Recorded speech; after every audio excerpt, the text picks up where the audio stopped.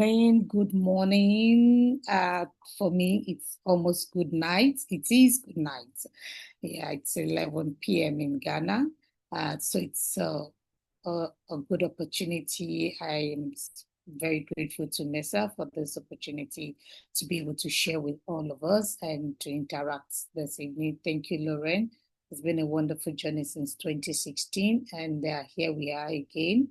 And now I can boldly present in front of Lorraine. It's so exciting to see that today. Thank you so much. So my name is Olawumi Benedict. As Emily has said, I work with Grow West Africa, co-founded Grow West Africa in 2017 after my MESA steward in the US. And I came back and I founded Grow West Africa. And basically what Grow West Africa does is training and capacity building in organic and agroecology to different stakeholders. So this evening, my passion is on soil health because I believe so much that when the health of the soil is balanced, the ecosystem health will be balanced, and the people that is going to eat the food will be, they are going to be healthy. So the health of the soil, my topic is the soil health, but I've been able to term it as the living foundation for agroecology. Healthy soil produces healthy people, produces healthy ecosystem, and produces healthy life. And I have this quote here saying, our journeys begins beneath our feet, and hence beneath our feet. Soil is not just a dirt, but the essence of our existence. Whether we want to accept this fact or we do not want to believe it, our journey begins beneath our feet. The soil is where we all started from, and that's where we end. So it's very important that we pay attention and we respect the soil, we respect the earth, we respect the Mother Earth as much as possible. Okay. So with this understanding, I am going to have this presentation this evening. It's going to be very interactive. It's not a lecture. Let me put it that way. It's not a lecture. It's an interactive session, and we're going to walk through this presentation together. Okay, Emily, I'm trying to, but I think I can't. Okay, so we have an icebreaker. We're going to use 1 minute to share with everyone a quick fact or experience about soil in your country. Can tell a quick story, just 1 minute, everyone, because I can see the number of people that that's called. A story or a quick fact about or your experience about soil from the country that you come from, not the country that you live right now, the country that you come from. So I will start with Milesh.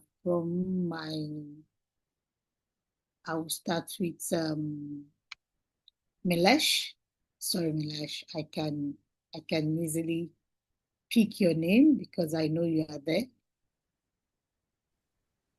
Okay, thank you, Olaobi. And everybody who is all participants. As you have heard, I'm Mulesh. So in my country, which is Kenya, we value soil as it's part of life. We refer it as life because without soil, then we cannot live. So that is basically what a small piece which I can give within that 1 minute I've been given. Thank you.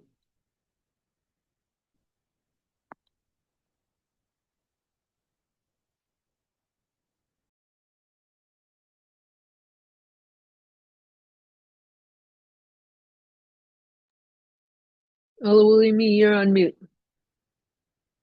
Ooh, sorry. Beatrice, sorry.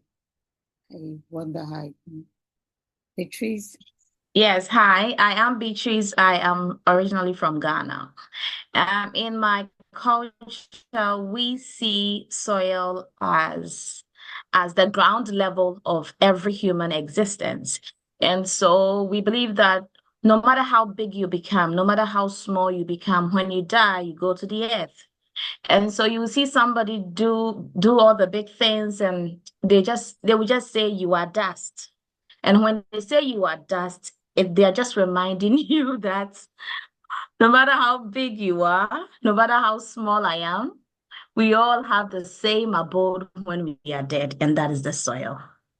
Okay. Thank you, Patrice. Bernice? Hi everybody. For me, my native land soil is in Nicaragua. My family's from Carazo and Santa Teresa. And for me, it's part of the rainforest. We have beautiful mountains, and that soil is rich and dark, and it's like coffee. Looks like grounded coffee. It's beautiful. I had an amazing experience in Isla Ometempe, where there's two volcanoes that are active, and that's volcanic soil. It's the most incredible thing I've ever felt. So just feeling that soil, it's to me was change ever life changing, and it was breathing. It just felt so rich and fertile. And for me, that was the most amazing experience. And that's the connection that I have with soil, is the ability that it has over time when it's just not touched, when you just allow nature to just do its thing. So for me, that was a beautiful experience. Okay. And Elias? Hi, everybody. Yeah, I'm in Southern California right now, on Tongva land as well. But I'm also from Vermont, which is like Wabanaki land.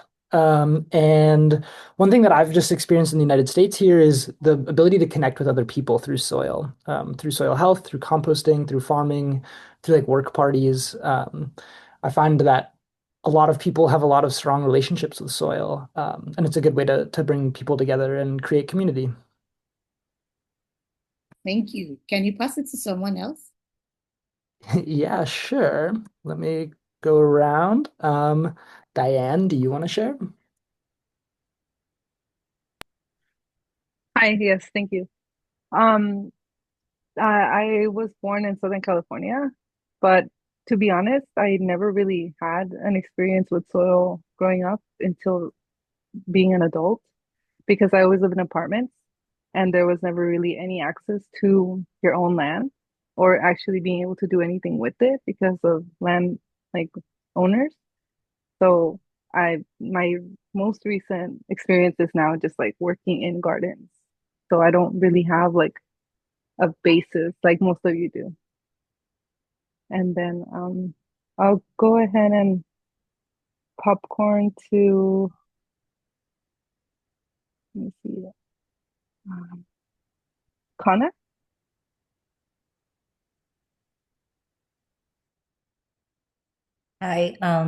Yeah. So my experience with soil, I grew up in Japan. That just like the other person previously talked, Japan and then the city. So I didn't have much soil experience when I was child. Upbringing, people in the city area, the no connection with nature whatsoever, like all concrete buildings. And then I moved to California, San Diego, and I started growing on my own food. And now I have finally have touched soil, and I know how to take care of tend my own soil and how to respect the land. It's very my life-changing moment that soil composting to give me really, I don't know, different perspective towards the life and nature. Yeah. So popcorn to who else? I'm sorry, I cannot see the list of the people from my computer very well. Um, let's see. Okay, I popcorn to Mia. Hi, I am also from California, and I think that one thing I've learned about soil in the United States is it's been pretty mistreated by industrial agriculture. And one thing I've been learning in a class recently is soil compaction in the Central Valley, where a lot of big agriculture happens in California because of overuse of groundwater and the way that the soil is sinking and compacting, and also just being stripped of nutrients by monoculture. And yeah, that's something I've been learning about soil in my state.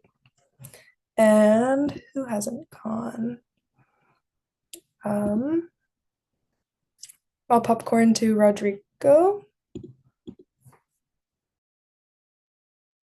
Yeah, thanks, Mia. Yeah, well, I was born and raised in Lima, Peru, which is the coastal part of the country.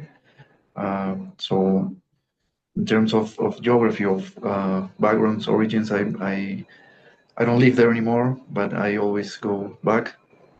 Like to be near the ocean. I like to connect with that part of the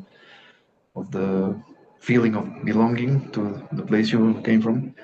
But in terms of farming, I just couldn't stay there. For after college, I worked there for 6 years, not right in Lima, but around it.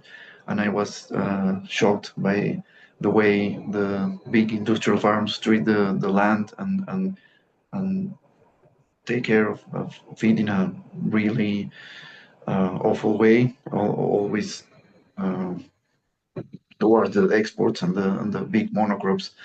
And that colonized influence of the ways of doing farming, and I was tired about that. So I've spent the past 12 years after that exploring the jungle, exploring the mountains, exploring other ways of doing farming in different places in Peru. I discovered the Andes, I discovered the ancient farming, also really damaged by the pesticide culture, but a lot of individual places with still a strong presence of ancient culture and ways of doing farming. And I also could be able to explore the jungle, which is a completely different thing. There wasn't farming there, but there is now. So yeah, I constantly struggle between the influence of the monocrops and the pesticide culture and these small uh, cases with big examples for doing farm in a sustainable way. Thank you so much. Have to cut for at this point because of our time. I realize that our time is going so fast. So the other people who have opportunity to share one thing or the other as we move on in the course. So sorry for this. Thank you everyone that have shared. It's so wonderful to see how everyone is able to connect one way or the other for the soil. So we're going to look at what is a healthy soil. What is healthy soil? Like I said before, that soil is not dead. We most of the time look at soil as something that is just on top of the surface of the earth. It's a living system that connects food, water, climate, and health. It connects our health because when we sow seed into this soil and then we grow crops or fruit or whatever it is that we grow, we are going to consume that food. And in consuming this food, it means that we are directly or indirectly connected to soil because the soil is what gives or produces what we eat. So it's important that healthy soil allows plants to grow to their maximum productivity without disease or pests, or without the pest and disease causing damage. So there might be the pests there might be disease there, but they're not causing damage to the plant. They're not affecting the quality and the quantity of the crop's output, and without a need for farm supplements. This is healthy. This is a definition or a summary of a healthy soil. For example, in our farm, we have different pests moving there, and we have yes, we have white flies, we have grasshoppers, but they are not causing significant damage to the crops in terms of quality and in terms of quantity. Why? Because the health of the soil is balanced, and then once the health of the soil is balanced, there's a connection within the sugar level and the other nutrients that is available in the plant or in the crops. And so the pests are there, but they're not able to cause damage to it.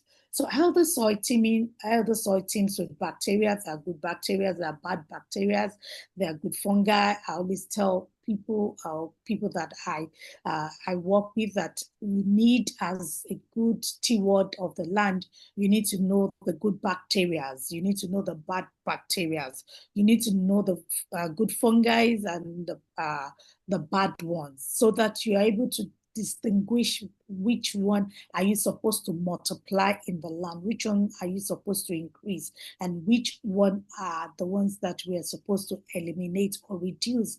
I gave protozoa, nematodes, and other tiny creatures. All these tiny creatures that we cannot see with our eyes, they helps our soil to be healthy.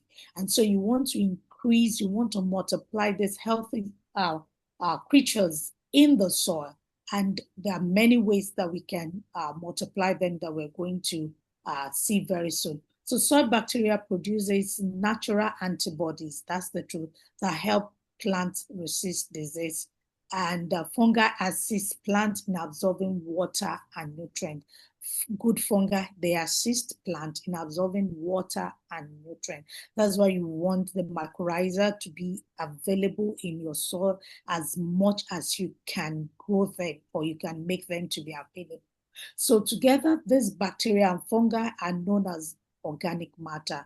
The more organic matter in a sample of soil, the healthier that soil is. The more you can increase the organic matter in your soil.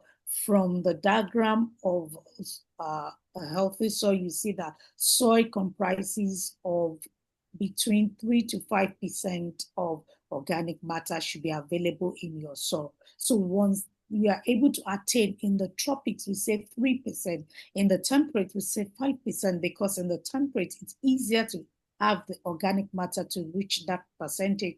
But in the tropics, it's the soil is being the nutrients in the soil evaporate faster. So we have to do more work to return nutrients back to the soil all the time. So, but between the 3 to 5% of organic matter is what is required for a soil to be said that it is healthy.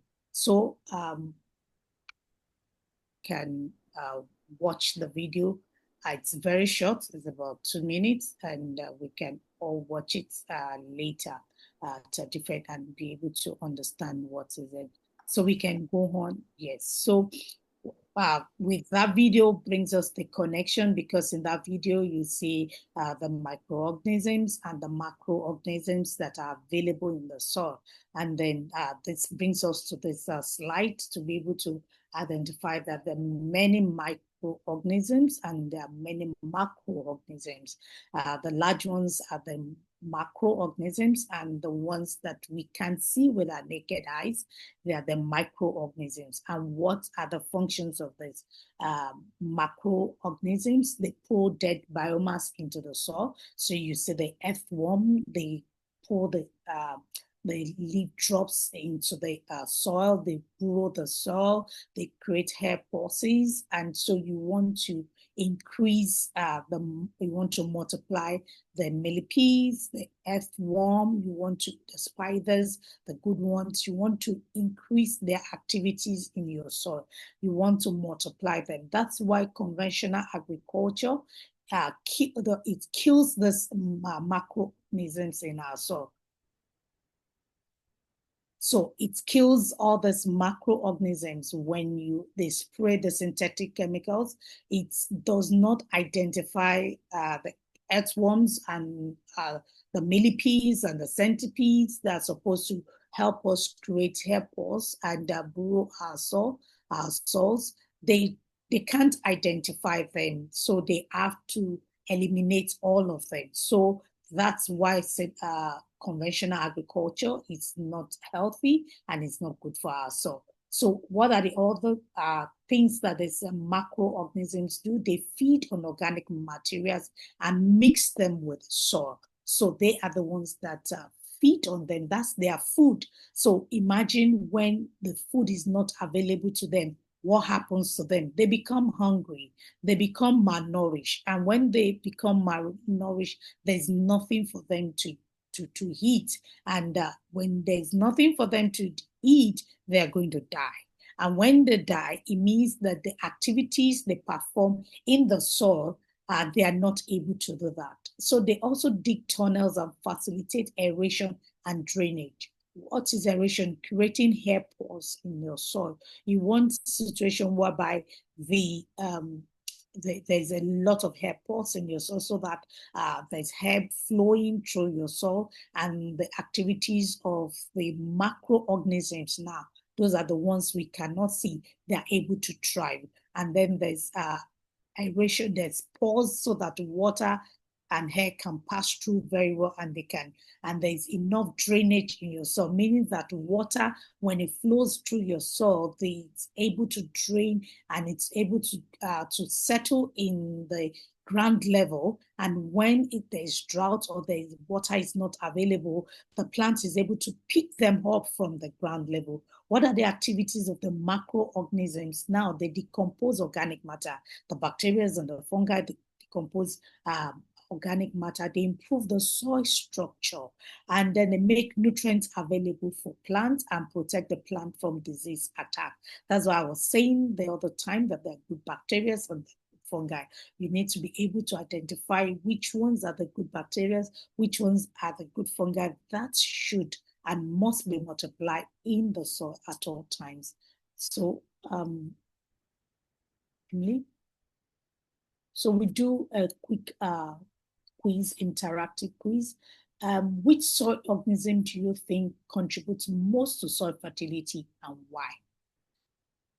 From the two explanations, we have the ones which are the macro, we have the microbes, which we cannot see, the fungi, which we cannot see, and then we have the insects, like we've seen. So we have the category of the macro and the microorganisms now. So which soil organism from these four options, which soil organism do you think contributes most to soil fertility and why?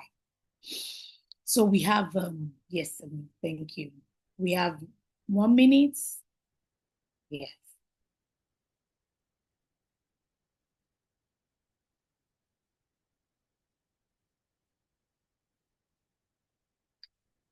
At the end of the poll, we'll see which category, and one person from each category will try to explain to us and defend their submission. Okay, we have a few more minutes. Have we, so many people are still, we're 12 out of 19. Please, let's make it fast. 13. Yeah. So we have 6 people. 14, yes.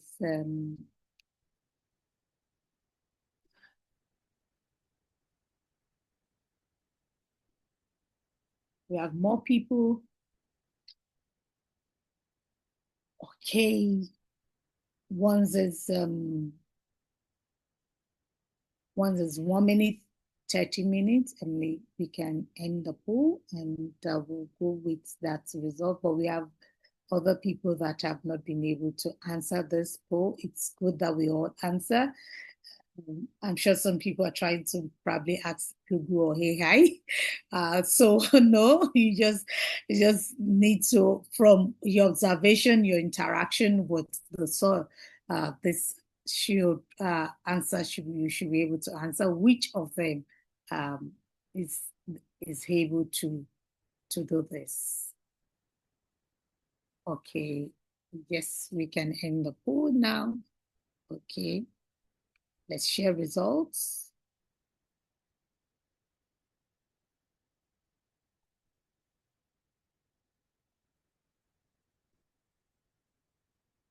Okay, so from the pool, we have worms, the people that picked worms at 36%, and microbes is 50%, and fungi is 14%. So those who pick worms, one person, if you pick worm, can you probably will have put the names there so that I will have been able to see who are the people in the category of worms and who are the people in the categories of microbes, and I will have been able to pick just one person to answer.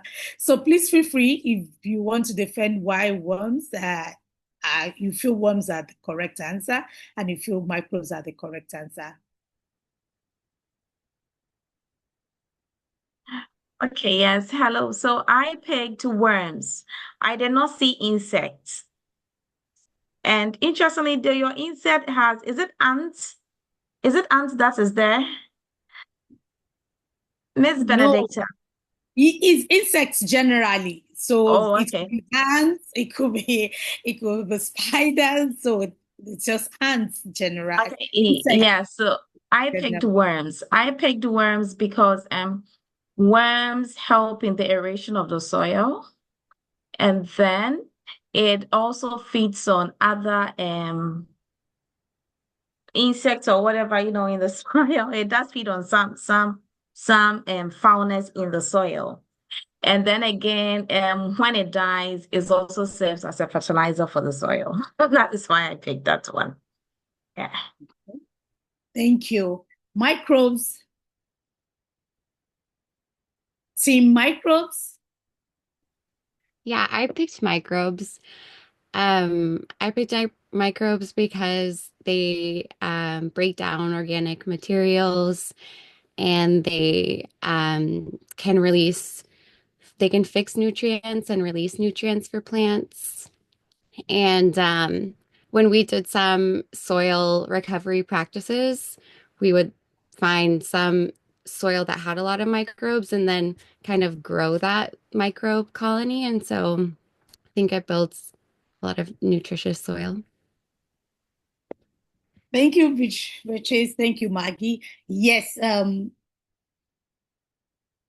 from this options, the answer is microbes. So if you pick fungi is part of microbes. So it's actually they're actually the organisms that you must have, and they contribute mostly to soil fertility. They help break down the materials. Without them, the soil cannot thrive. The health of the soil is not balanced. So microbes is the answer. Mrs. B, your hands is raised. Yes. Islam, I didn't want Beatrice to be by herself. I had chose worms too because I'm a new farmer, and I just remember people saying, "If you see worms, you're doing good." Wasn't even thinking about micro or insects, so that's why I chose worms. Because when I started seeing worms, I was like, "Oh yeah, it's happening." Because I'm in Georgia. They say Georgia is like the best place to grow. I'm from DC. This is all new. I'm a city girl, but we have like fire ants and stuff, so. I was excited to see the worms. That's why I chose worms. So I digress. Yeah, I mean that's okay, but because I'm sure because you can see worms, but for the microbes we can't see them. We can see the fungi, we can see the bacteria, and so you might not naturally be connected with them because you are not seeing them. But they are available in their millions. They are there in the soil. They're interacting. If you really have a good, healthy soil, they are there. And they are the ones that really do the work of breaking down all those nutrients. So I'm not blaming you. Every other person will say worms first because that's what we see all the time. Insects, worms, because those things are what we see all the time. Yes, thank you. So let's move on. So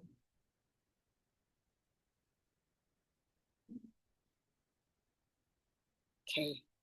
So why organic matter is so important? Why is organic matter important to us? So because the other time I was talking about organic matter between 3 to 5% is what is important for our soil. We must have that. From this picture here, this is how your soil, the division of your soil. So we're supposed to have 25% of air, 25% of water, 45% of soil minerals, and the organic matter, you see that it's very small. It's supposed to be between 3 to 5%. This is what an healthy soil looks like. This are the percentage if you do your soil test of what the availability of moisture here that you're supposed to find that is supposed to be available in a good healthy soil. And so when we talk about soil minerals, we're talking about the at least the 18 essential minerals that are essential for plant growth. So you want to see those minerals available at different proportion in a healthy soil. So why organic matter? Why is it important? Why do we say that this soil is healthy and this other soil is not healthy? It's because organic matter gives the soil a good structure. You want to have a soil that the structure is good, that is loose, that is fine. Even if it's clay, it's not too sticky, you can work with it easily. And so it's draining water easily, it's not retaining a lot of water, it's not waterlogged. So there's a lot of good structure. The soil you're working with has good structure. Then you can say this has good organic matter available in it. Emily, you just have the slide. Emily, the slides are up. Did they stop sharing? Yes, you did. Okay, sorry about that.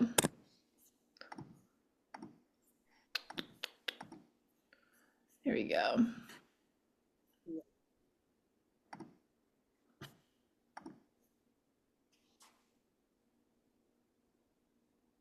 Thank you, Lauren. Oh, please, can you go back to the diagram? Mm-hmm. Oh, up. There we go. Yes, thank you. So why do we want organic matter in our soil? Again, it can hold water up to 5 times its own weight. When we have organic matter between the 3 to 5% in our soil, the soil can hold water up to 5 times its own weight, meaning that water is retained in the soil. Water is not leached easily, is not there's less evaporation, there's less erosion of water from our soil. When it rains or we use irrigation to feed our soil with water, the soil holds this water, and when the plant needs it, it gives the plants the water when they need it. So that's what organic matter does for our soil. Then it provides food and environment for beneficial soil organisms. When there is the beneficial organisms, the fungi, the bacteria, they thrive in an environment whereby there is organic matter, because this is where they feed on, this is what they eat, this is what they use to multiply. And so you want to ensure that your soil is healthy by putting a lot of organic matter. They have a great capacity to retain nutrients and release them continuously.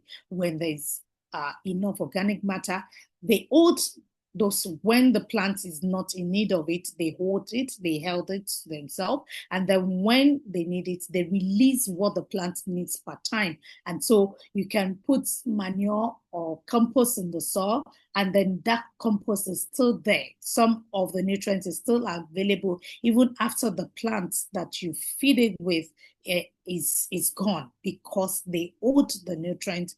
They don't release everything at once to the plant. Then they prevent soil from becoming too acidic.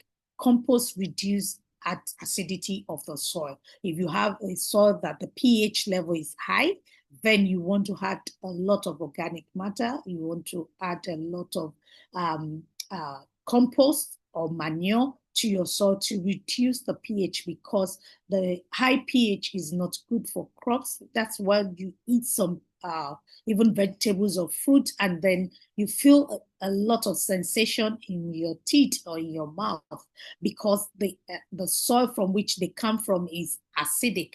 And so definitely once the soil is acidic, and when we talk about the pH that is acidic, we know from 0 to 5.5 is high and medium acidic, and then from 5.5 to 6.9 is slightly acidic, and then 7 is neutral, and then the alkaline. You also do not want your soil to be alkaline. From 7.01 to 14 is alkaline soils. So you want your soil to be, your pH of your soil to be between 5.5 to 6.9, which is relatively the best kind of soil for most crops that we grow around the world. Yes, please. So we want to look at the 3 dimensions of a healthy soil. We want to look at the biological, the chemical, and the physical dimension of a healthy soil. Biological, we've been talking about it, the life in the soil, the bacteria, the fungi, the earthworm, the macro and the micro elements. Nutrients, organisms. All this has to be balanced. They have to be there. They have to be able to thrive and multiply. That's the biological balance that you want to see in a healthy soil. For the chemical, you want to see the nutrients that are available, or your nitrogen, your phosphorus, your potassium, they are readily available. Your magnesium, the manganese, the calcium, the zinc, the boron, they are readily available for the plant to take up. The pH balance, just like I said, someone is saying arid region like so-called soil tends to be more alkaline in the pH range. Then if the soil is then it means that you have to use compost to balance it. And then we're going to get to what kind of compost you build, because a lot of people talk about compost and then they don't even know the type of compost they are building, because there are different types of compost, and the different types of compost give different types of results. Then the physical, you want to look at your soil texture. What is the texture of your soil? The texture of the soil should tend towards either it's sandy loamy or clay loamy or silt loam. So you want to have, or it's loam itself. You don't want to have just a sandy soil. You don't want to have just a clay soil. You don't want to have just a silt soil. But it's tending towards, by the time you're adding a lot of compost, a lot of manure, your soil gradually will move towards the loamy part of the type of soil that you have. Then the structure is going to be loose, it's going to be fine, it's going to be able to hold enough water. These are the physical, you're going to see it by yourself. You're going to see in some pictures that from our farm, and I'll tell you the story of that farm. So you're going to see how loose, how fine your soil, you'll be happy yourself. You know where you started from and where you are, and you feel so fulfilled when you see the color of your soil, what it has turned to, and how loose, easy it is to work with over time. So let's move on. Yeah, to the next. So here we're talking about the 5 principles of soil health. The first principle is soil armor. When we talk about armor tank, of course, we all know armor tank. What does armor tank do? It protects the army it defend them from their enemy. So they stay inside the armor tank, and then they are able to shoot and penetrate well. The same thing, the soil needs to have armor. And what is the armor of a soil? It's a cover. You have to always cover the soil. Soils are not supposed to be left bare. Soils are not supposed to be exposed. They are supposed to be covered at all times, whether in the winter, for those in America, winter and fall and spring. For us, we have just 2 seasons, the rainy and the dry season. Our soils generally must always be covered. Whether you are planting you are growing crops or you are not growing crops at that season, you have to continuously cover your soil. And when you're not growing crops, you need to use what we call cover crops. There are many cover crops that are readily available depending on the region, depending on the country where you are. The cover crops that are easy to grow in America, we can't grow them in Africa, in Ghana, for example. Talk of rye, talk of barley, oat. I can't grow those ones. I grow what we call the mukunas, the cream mukunas, the black mukunas. Those are the ones that we grow. So you have to select the cover crops that are readily available and that can thrive in your area. Those are the ones that you want to pick. So what are the benefits of when you cover the soil? There's control of wind and water erosion. The nutrients in your soil are not being washed away. Evaporation rate is reduced when your soils are covered. The temperature of the soil is reduced. When the temperature of the soil is high, then the plant is going to need a lot of water to thrive. So if the soil is covered, well covered, then the temperature is reduced. Then there's less compassion of even from the rain. When your soils are covered, your soils are not compacted. Then it suppresses weed growth. When you use cover crops, it suppresses weed growth and is an habitat as a food surface for the soil webs, for the dwellers of the soil. So you want as much as possible to cover your soils at all times. So what is soil armor?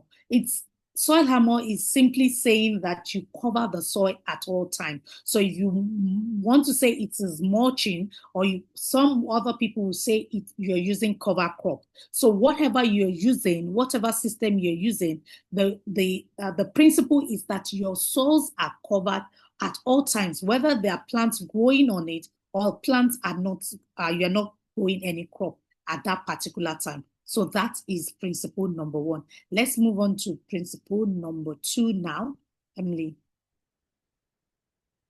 You want to minimize soil disturbance. As much as possible, you want to disturb the soil minimally, very small. So that's why we have no-till or zero-till systems. But as much as possible, if you're doing mechanized farming, you definitely disturb the soil. But you want to disturb the soil in a very minimal way. You don't want to disturb the soil so much all the time. So what are the ways that we disturb the soil? We disturb the soil, biological disturbance through overgrazing, chemical disturbance, also such as over-application of nutrients and pesticides. This is a biological disturbance. Then you want to have this chemical disturbance. Then you want to talk about the physical disturbance, such as the tillage itself, which can we will focus on in other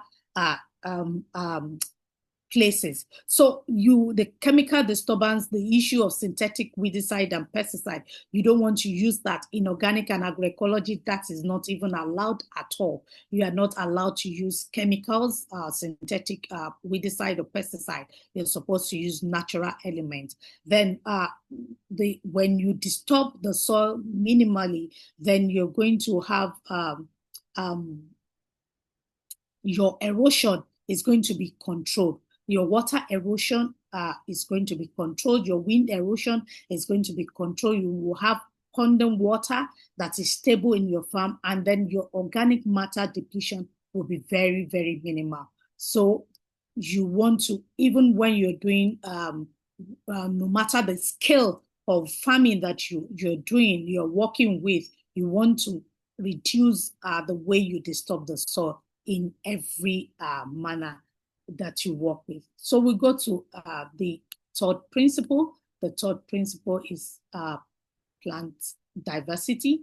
Yes, you want to create a lot of diversity in your farm or in your garden or whatever you call the system that you are working with. So you want to have diverse crops growing at the same time, or in time we can do crop rotation in time and in space. So in time is that one crop is growing with probably other trees that is not the crop.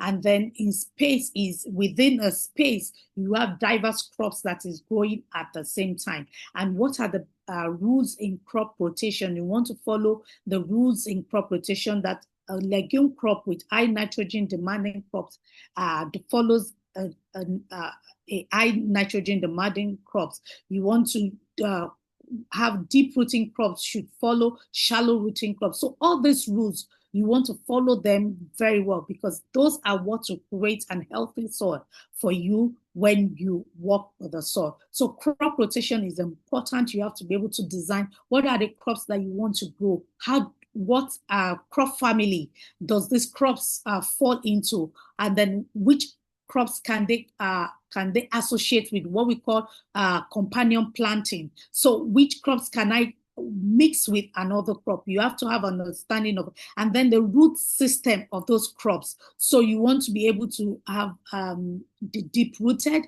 and the shallow rooted. So you must understand the characteristics of every crop that you want to grow. So the understanding of these characteristics, their elements, their nutrients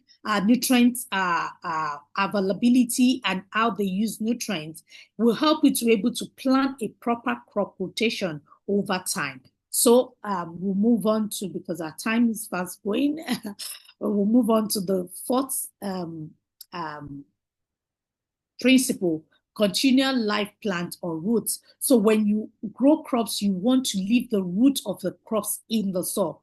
For us, until we are able to, we are ready to put in another crop into that space, that is when we remove the root of the previous crop that is harvested. So you want to leave the root of the crops. You want to cut the plants off the ground and leave the roots for the microbes to have food to eat. So this is what happens most of the time when you harvest everything and you are not ready to put in another crop.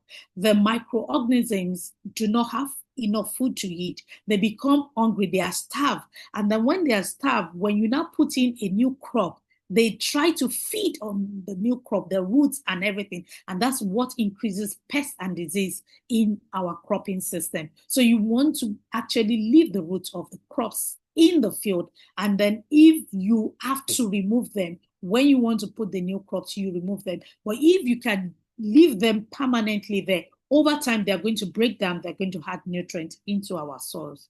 The final principle is integration of livestock. Whether you want to integrate the livestock in the space, or you want to let them come into the field to graze, or you want to have the livestock and then integrate the waste of the livestock back into your field. So whichever management system that you want to practice, livestock integration is very important for soil health, because there is no amount of waste. For us in the tropic, I believe this, that there's no enough waste that we can really generate from our crop residue than putting some organic matter or organic material from animal waste. So either you are grazing them in the field, they are eating, and then you are doing holistic grazing, or you are returning the waste back into the field. Livestock integration is very important, because animal and plants helps the soil, play a significant role in balancing the soil over time. Let's move on. So we move on to now the agroecology principles. So these are the 13 principles of agroecology and 10 elements of agroecology. Our time is so fast spent because we are supposed to have an exercise. The exercise is we want to relate we have a break room session. Emily, can we still go through the break room session, please?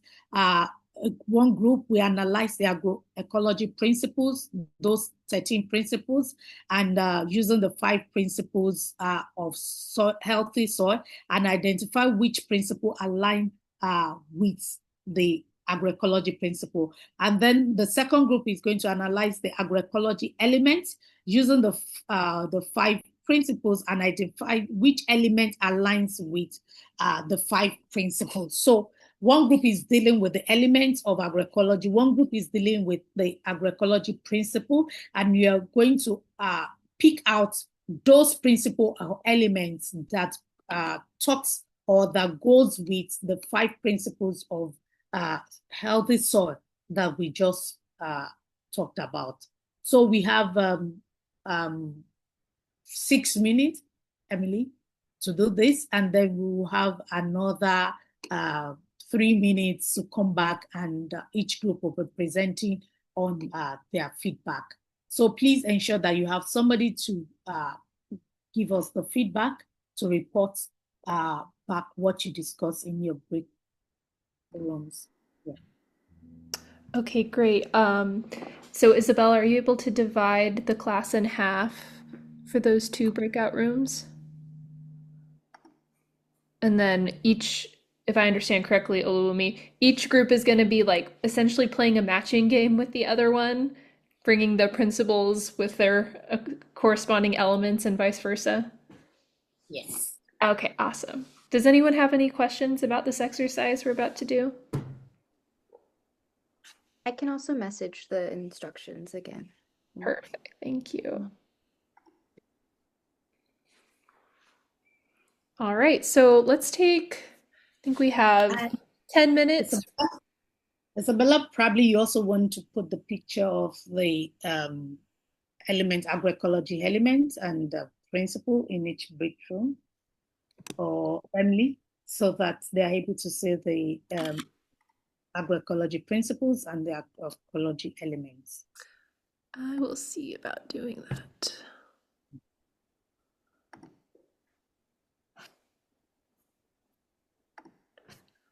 Let's see.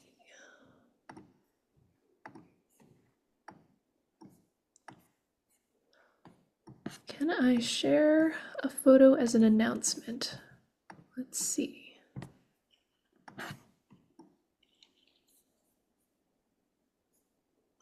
Did all of you that are still here manage to get a breakout room invitation? Yep. All right, starting to go.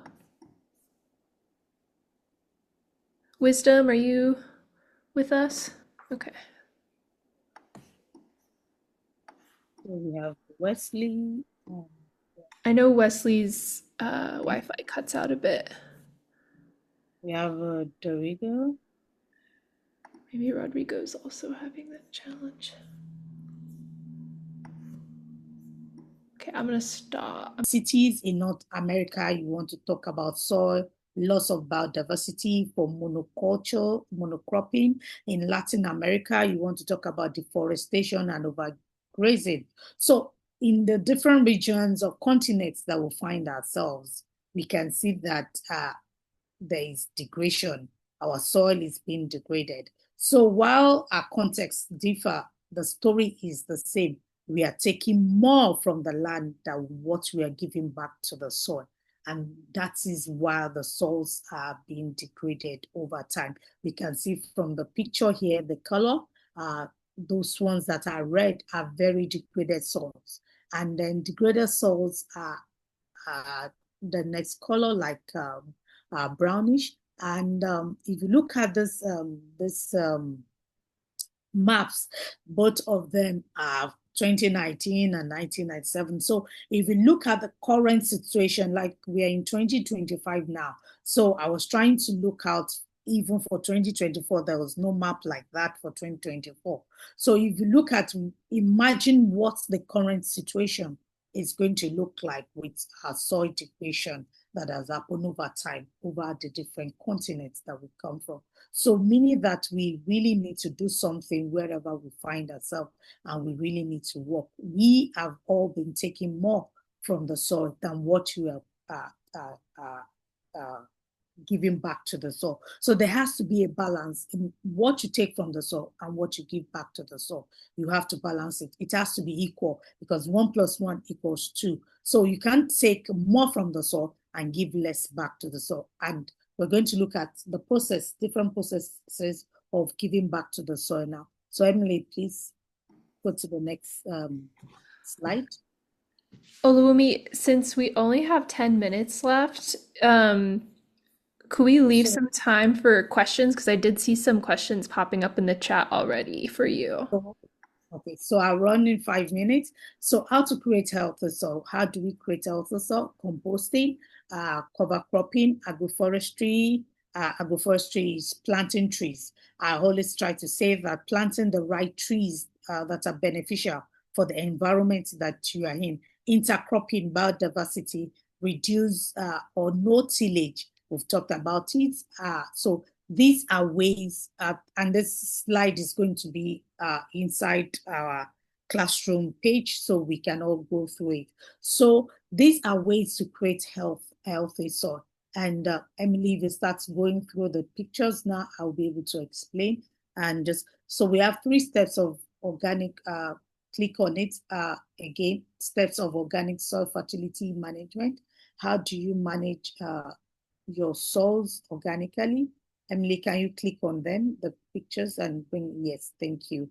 So how do we manage? The first step is soil and water conservation. It is not about putting the nutrient in it. It is not about putting compost or all other amendments. The first step is that you conserve the soil and water. You make sure that the soil, there's no erosion of soil and there's no water erosion, reduce evaporation.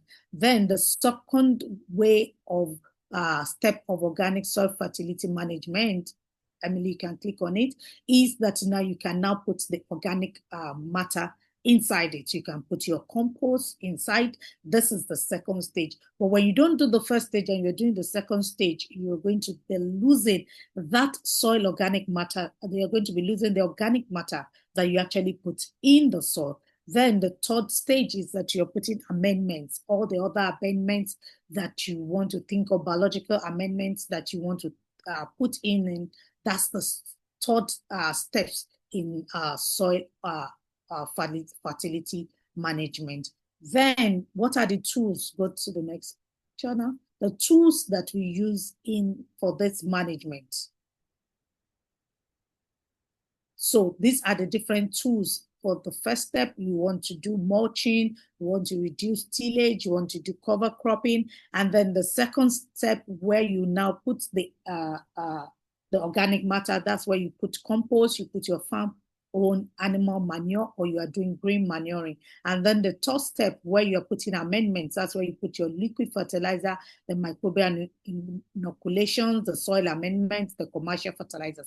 These are the 3 steps and 3 ways of ensuring that your soils are fertile and you are managing them well. Please go to the next slide. Okay, the next one. So just keep clicking. So I'm sharing with us the picture from our farm. This is where we started in 2024. This is how red our soils are. And in May 2025, a year after, we have this color of soil, which is healthy because we've been able to put a lot of compost, a lot of manure. We have a ratio of how we, number of manure that wheelbarrow or kg that we put inside each bed at every time. And I'm sure Wisdom has gone through this, so he knows the volume of cow manure that we put in this bed each time, and the compost that we have to put all the time, and the charcoal dust or the boucher that we put at all times to create an healthy and a living soil. Because what we had when we came in here was not healthy, so but now we can say that our soil is very, very, very healthy.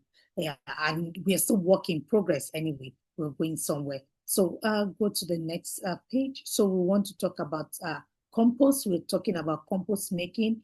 We build a lot of compost all the time. I mean, we back to back, we build a lot of compost because we depend on compost for everything that we grow on the field. So we please go to the next page. When you want to talk about compost now, you want to be able to talk about the ratio. What kind of compost do you want to build? Are you building 30:1 carbon to nitrogen ratio? Are you building 45:1? Or are you building 60:1? When you are building the carbon to nitrogen ratio, you want to calculate the carbon of all the materials that you are using. What is the total carbon? And how do you do this? You look at the carbon to nitrogen nitrogen ratio of each material, then you're going to multiply it with the quantity of that material that you want to use. Then you're going to get the total carbon of all the materials that you are using. The same thing with nitrogen. You get the total nitrogen and of the materials that you're using. When you have the total, then you divide the carbon by the nitrogen. That will give you a ratio of what kind of compost you are building. When you build 30:1 ratio kind of compost, those are composts that they are quick. The plants are going to be able to absorb it very fast. They use up all the nutrient very fast. But when you build 45:1, they are slow. They are being retained for a while in the soil. And when you build 60:1, they are really, really very slow. They do not release all their nutrients to the plant quickly. They live in the soil over years. Compost of 60:1. And then you want to decide which type of compost you are building. Are you building hot compost? Are you building cold compost? Hot compost is when you are turning the compost. And as you're turning the compost, you are losing carbon, you are losing oxygen. So you want to be able to keep the carbon. We say now keep the carbon in the soil. You want to be able to keep those carbon in your compost. So you want to minimize the turning of your compost as much as possible. So I always encourage that we build cold or in between hot and cold compost, depending on how fast you want to use your compost. But you can build hot compost, you can build cold compost, and you can use the two together or mix the two together as you want it. But you also need to look at the danger of hot compost, the benefit of hot compost, and the advantage of cold compost and the disadvantage of cold compost, because every one of them has the disadvantage and the advantage in terms of speed, in terms of the volume of material that you're going to have, but also in terms of the carbon and other elements that is available or readily available in the compost when it is ready. Okay, please go to the next page. Okay, so you also want to look at the materials, the immature materials. So I always say that not all immature materials have high nitrogen elements. They are not all with high nitrogen. So you want to balance when you're using leafy vegetables. They are not. They necessarily might not be high in nitrogen. So you want to balance it. Well, people in America want to balance it. The leguminous crops. Also, we that were in Africa, we want to balance it with leguminous crops also. So there is need to balance this immature material.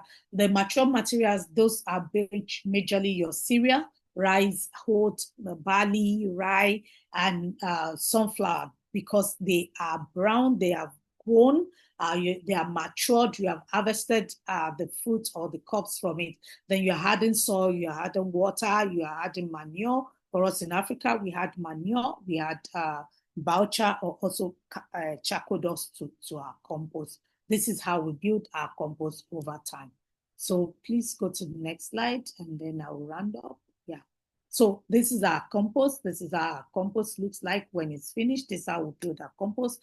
And all the time we have to keep building compost because we need a lot of volume of compost. That's why we balance it with the cow manure and chicken manure, mostly cow manure that we use on the field, because you need volumes to be able to fill in into the capacity. What is the risk in using too much compost from animal manure?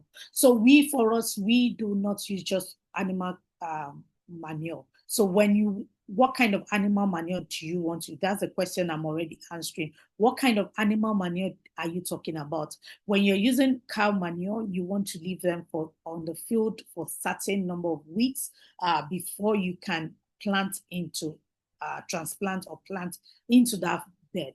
When you're using chicken manure, I never advise that you use chicken manure directly on the field, because chicken manure are hot. They can actually affect and burn your crop. So chicken manure are supposed to go through decomposition. So for us, we don't use chicken manure directly on the field. It burns crops if it's not well managed, if you cannot wait for the number of weeks that it's going to cure before you put. So the best place is to put it in your compost and let it go through decomposition and then they are readily, the nutrients and the nitrogen is even readily available for your plants to uptake immediately. And please just continue with the pictures. And then, so biodiversity, you want to be able to plant a lot of different crops on your field. This is our own cover crop that we use in this part of Africa. It's called cream mukuna. It's very aggressive. It covers the entire surface of the soil immediately. And like I said, biodiversity, you want to be able to plan your diversity, plant different crops that you grow at the same time. So keep going. So we are at time for the class, Oluwumi, and I want to make sure that folks have a chance to ask their questions if they have to leave quickly. Okay. Is there anyone that has to go right away that has a burning question for Oluwumi?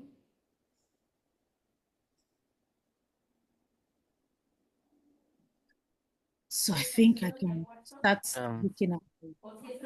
Yeah, me? Okay. Please go ahead. Yeah, well, first, thank you for the presentation. It was really important and fascinated. Well, here in the north of Peru, we have a lot of erosion lands, no? And many farmers, well, in the past, practice conventional agriculture. So, some suggestion or recommendation, for example, to regeneration the soil. Well, here we try to work with organic matter, no? But I don't know, any suggestion or more legally suggestion about that? Thank you. Okay, so I would like to say that the first thing that you need to focus on is that the soils are covered. So in that region, you want to look at the type of cover crop that is going to help. And then this cover crop, they can be slash or use mechanical means to cut them and they cover the soil. Once the soil is covered, there's minimal erosion that is going to take place on your soil.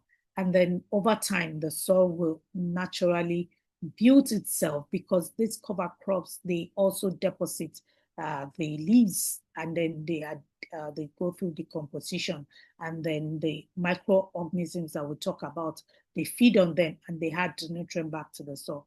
So this is one area that it's difficult. Covering the soil, it's a very difficult task for a lot of farmers to do because if they are rain-fed during the dry season, it also depends on the rules and regulation. Are animals left in the field? You know, in some part of the world, the animals graze during the dry season and then they eat up even what is used to cover the soil. But if you're in the part of the world that is not obtainable, you want to ensure that you cover the soil at all times. That would be the first step in ensuring that you build your soil back. Thank you. Yeah, right. Thank you. So just as you can be asking your question, but the next question here is, so to prevent repeated soil disturbance, it would be best to rotate crops or transplant them less times throughout the year. So you want to, one of the rules of crop rotation says that you plant legumes in the field at least once in a year, whether as a catch crop, whether as a growing crop, or whether as a cover crop. So you want to plant legumes in the field or in that space at least once a year, whether you're using it as a catch crop, whether you're using it as a green manure, or whether you're using it as a cover crop. So when you are able to do this, you also prevent soil disturbance. And then also you want to look at your planning of the crop rotation, that you are balanced in your crop rotation. And then when you talk about transplanting, when you have crop rotation, then it's not all crops that we can transplant. So you want to put in crops that you can transplant and crops that you can plant directly, like direct soil into the field at different times. So the crop rotation helps you to be able to guide you about how you disturb the land and when you should disturb the land better. Yes, so I've answered that question. Let me go on. I'm just gonna jump in for a minute, Oluwumi, since I think some people are starting to head out. Okay. Before any more of you head out, just please be sure to check Google Classroom for updates. We'll be sending the recording of the class as well as Oluwumi slides, and there'll be a new question, two new reflection questions for this week. If you haven't filled out the pre-course survey, please make sure to get that done before the end of the week. Thank you so much. Oluwumi, go ahead and continue on. Okay. So this question, how will you suggest fixing soil that is near a Superfund site? This is a site where high chemical pollutants were leached or contaminated the soil. So what I would recommend first is biochar. Biochar is going to take a lot of this contaminant away from your soil. So you want to incorporate biochar into the soil, depending on the type of biochar. I don't know the area you are, but depending on the kind of material that the biochar also is made from will determine how fast that it can remove this high chemical pollutants from the soil. Then before you start putting in compost, you want to put in a lot of biochar into that soil. Okay. How do the timelines differ in hot versus cold compost? Wow.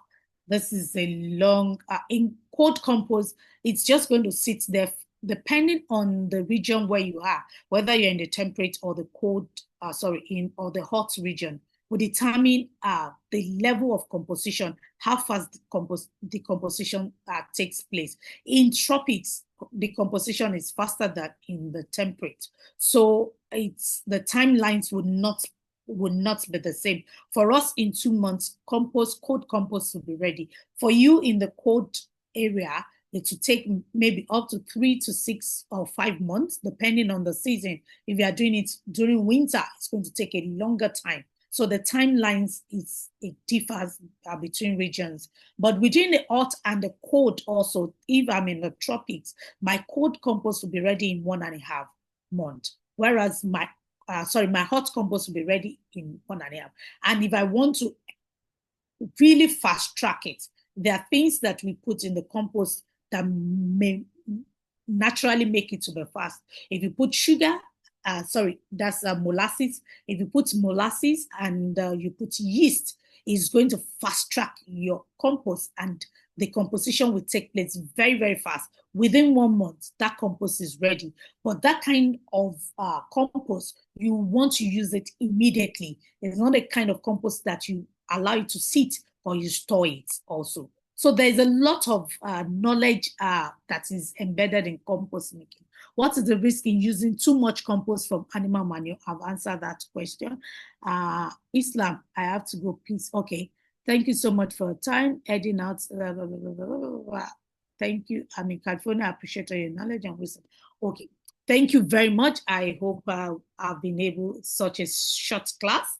There's a lot to talk about, and that compost is something that we have to keep learning all the time. And you learn as you build the compost all the time, you learn from it. That's my concluding part. Yes.